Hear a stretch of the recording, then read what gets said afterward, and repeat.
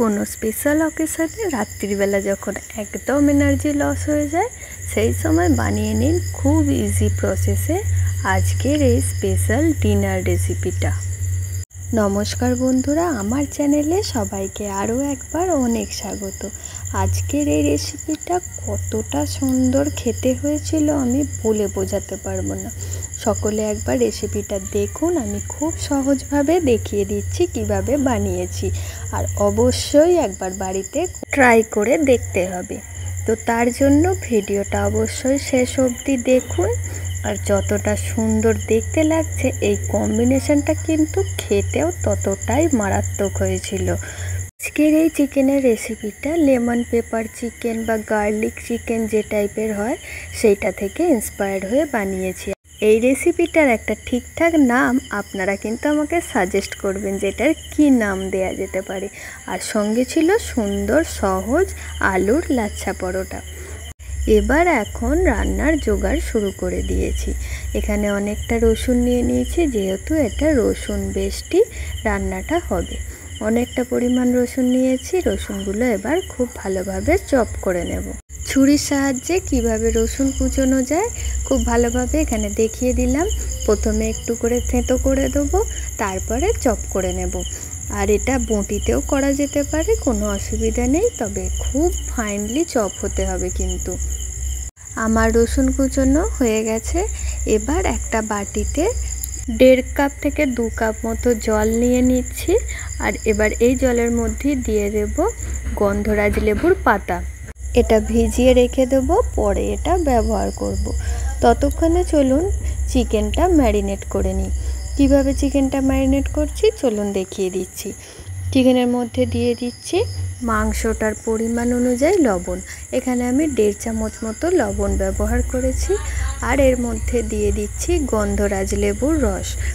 কিছুটা দিয়েছি, আমার এখানে লেবুটা অনেকটাই বড়, তাই জন্য হাফ পরিমাণ লেবুর রস আমি এখানে দিয়েছি।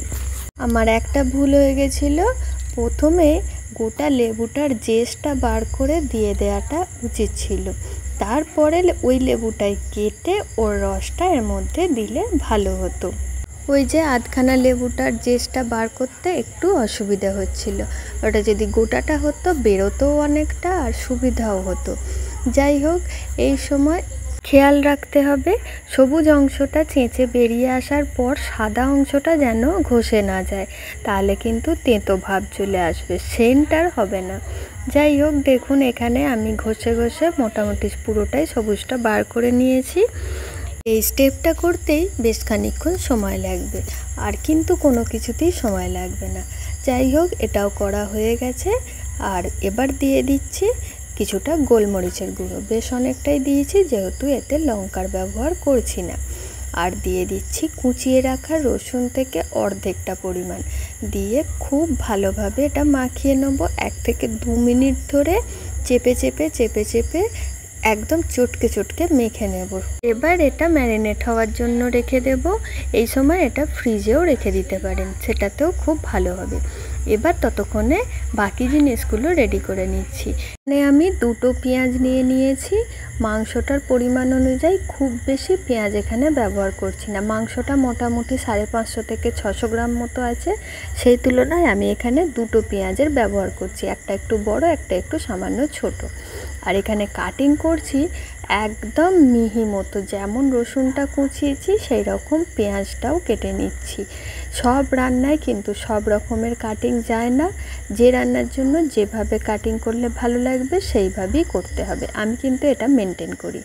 যাই হোক, দেখতেই পেলেন আমি এখানে একদম ছোট ছোট করে কেটে নিয়েছি। এটা আপনারা চাইলে বঁটিতেও কেটে নিতে পারেন। মাংসটার জন্য সমস্ত কিছু রেডি করে রেখে দিয়েছি। যতক্ষণে মাংসটা ম্যারিনেট হচ্ছে ততক্ষণে গরম গরম পরোটাগুলো ভেজে নিই। এখানে সেদ্ধ করা আলু নিয়ে নিয়েছি। আলুটা মাখার জন্য এখানে পরিমাণ মতো নুন দিয়ে দিলাম, আর দিয়ে দিলাম একটু ধনে গুঁড়ো, জিরে গুঁড়ো আর চাট মশলা, আর দিচ্ছি একটু কসুরি মেথি আর লেবুর রস। ব্যাস, এটাকে খুব ভালোভাবে মেখে নেব। আজ আমি পরোটাগুলো খুব সহজ একটা উপায় বানিয়েছি, না পুর ভরেছি না ময়দার সাথে মেখেছি, খুব সহজভাবে বানিয়ে নিয়েছি। দেখুন কিভাবে বানাচ্ছি। একটা রুটি বেলে নিয়েছি, নিয়ে ভালো করে ফোল্ড করে নিয়ে অল্প করে ময়দা ছড়িয়ে আর বেলে নিচ্ছি। বেশ টেনে টেনেই বেলেছি, এখানে কিন্তু তেল দিয়ে বেললে হবে না, তাহলে ভেতর থেকে আলুগুলো একদম ছেড়ে ছেড়ে বেরিয়ে যাবে। আর একটা পরোটাও এখানে বানিয়ে আমি দেখিয়ে দিচ্ছি। প্রথমেই লেচিটা একদম রুটির মতো করে বড় করে বেলে নিয়েছি, তারপরে এর মধ্যে আলুটা দিয়ে একটা লেয়ার তৈরি করব। লেয়ারটা বেশ মোটা করে দিয়েছি, খুব পাতলা নয়। তারপরে মাঝখান থেকে এক কানা বরাবর কেটে নিচ্ছি, দেখতেই পেলেন। এবার ঘুরিয়ে ঘুরিয়ে রুটিটা ফোল্ড করে নেবো। এখানে দেখতেই পাচ্ছেন খুব ভালোভাবে কিন্তু আমি দেখিয়ে দিয়েছি। এবার সোজা দাঁড় করিয়ে এভাবে চেপে আর সিল্ড করে দিতে হবে। আবারও বলে দিচ্ছি, এটা কিন্তু ময়দা দিয়ে বেলতে হবে। তেল দিলে তেলের সাথে আলুটা মিশে চ্যাটচ্যাটে হয়ে চারিদিক মাখামাখি হয়ে যাবে। আর এটা হচ্ছে সবথেকে সহজ উপায় লাচ্ছা পরোটা বানানোর পদ্ধতি। নইলে লাচ্ছা পরোটা বানাতে কিন্তু বেশ সময় লাগে। ভাজাটাও দেখিয়ে দিচ্ছি, দেখুন কত সুন্দর ভাজার পর রেডি হয়েছে। আর একটা পরোটাও ভাজাটা দেখিয়ে দিচ্ছি, একটুখানি সেঁকে নিয়ে 1 চামচ তেল দিয়ে খুব অল্প তেলে ভাজাটাও হয়ে যাবে। তাড়াতাড়ি করে ভেজে নিয়ে এবার চলুন চলে যাই মাংসটা রেডি করতে। ফ্রাই প্যানের মধ্যে প্রথমেই 1 চামচ সাদা তেল দিয়ে দিয়েছি। এবার দিয়ে দেবো পরিমাণ মতো বাটার। আমি এখানে প্রায় 2 চামচ মতো বাটার দিয়েছি। এই রান্নাগুলো শুধুমাত্র বাটারই হয়, কিন্তু আমি এখানে সাদা তেলটা দিয়েছি বাটারটা গলার সময় যাতে না চোঁয়া পোড়া গন্ধটা চলে আসে।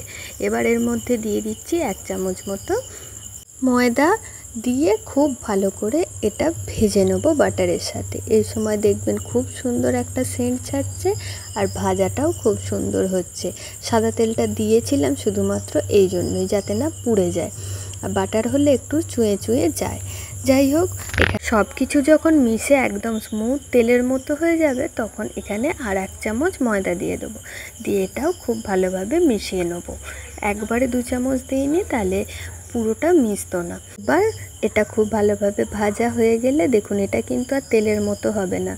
এবার এর মধ্যে দিয়ে দিচ্ছি 1 কাপ মতো দুধ। এই সময় খুব ভালো করে তাড়াতাড়ি করে দুধের সাথে সব কিছু মিশিয়ে নিতে হবে। কেন বলছি দেখে নিন।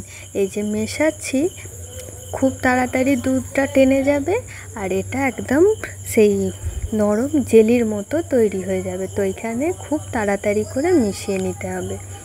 একদম 1 থেকে 1.5 মিনিটের মধ্যে এটা রেডি হয়ে যাবে। বানানোটা এত সুন্দর হবে, এখানে দেখে নিন। এটা আমি কি তৈরি করছি বলুন তো? এটা হলো হোয়াইট সস। এটাই হচ্ছে এই রান্নার মেন ইনগ্রিডিয়েন্ট। দেখুন কত সুন্দর রেডি হয়ে গেছে। এবার জেলির মতো লাগছে না? এই জেলির মতো হয়ে যাওয়ার পরেও একটুখানি আমি নেড়ে চেড়ে নিচ্ছি। খুব বেশিক্ষণ নয়, এই সসটা বানাতে যে খুব টাইম লাগবে তা নয়, খুব তাড়াতাড়ি হয়ে যাবে। ভিডিওতে দেখে নিন আমি কোন স্টেজে কি করছি। দেখুন কত সুন্দর জেলির মতো রেডি হয়েছে না?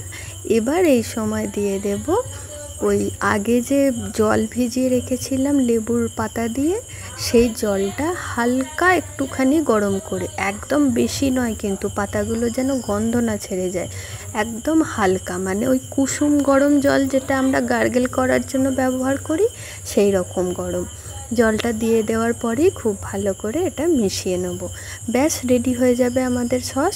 আর এটাকে এখন একদম শুকনো করব না, একটু জল জলই রাখবো। জলটা একটু বেশি দিয়েছি, কেননা এই সসটার মধ্যেই মাংসটা সেদ্ধ হবে। একবার ফুটে গেলেই সসটা সাইডে রেখে দিয়ে এবার চলুন চলে যাই মাংসটা রেডি করতে। মাংসর জন্য আবারও নিয়ে নিয়েছি একটা কড়ার মধ্যে দিয়ে দিচ্ছি 2 চামচ মতো সাদা তেল। ওই সেম প্রসেসেই সাদা তেলটা একটু দিতেই হবে। তারপরে দিয়ে দেব বাটারটাও এখানে অনেকটা পরিমাণ দিয়েছি। বাটারটা মেল্ট হওয়া অবধি ওয়েট করব। বাটারটা মেল্ট হয়ে গেলে এর মধ্যে দিয়ে দেব যে আগে যে রসুন কুচনোটা রেখে দিয়েছিলাম অর্ধেকটা, সেইটা সবটাই। রসুনটা দিয়েও কিছুক্ষণের জন্য একটু নেড়ে চেড়ে নেব, খুব বেশিক্ষণ নয়, ওই 15 থেকে 20 সেকেন্ড মতো। তারপরেই দিয়ে দেবো পেঁয়াজ কুচনোটা। রসুনটা ভাজবার সময় দেখবেন খুব সুন্দর একটা সেন্ট ছাড়ছে। তারপরে পেঁয়াজ কুচনোটাও দিয়ে দেব। পেঁয়াজটাও কিছুক্ষণের জন্য একটু নেড়ে চেড়ে নিচ্ছি। কিছুক্ষণ বলতে 1 থেকে 2 মিনিটের মতো। পেঁয়াজটা এখানে একদমই ভাজা ভাজা করার চেষ্টা করব না, কিছুক্ষণ মাত্র অপেক্ষা করব একবার শুধু পেঁয়াজের কাঁচা রঙটা পাল্টে যাওয়ার। এই দেখুন এই স্টেজেতেই এবার পেঁয়াজটা আর একবার নেড়ে চেড়ে দিয়ে গোটা ফ্রাই প্যানটায় পেঁয়াজটা চাড়িয়ে দেবো পাতলা করে।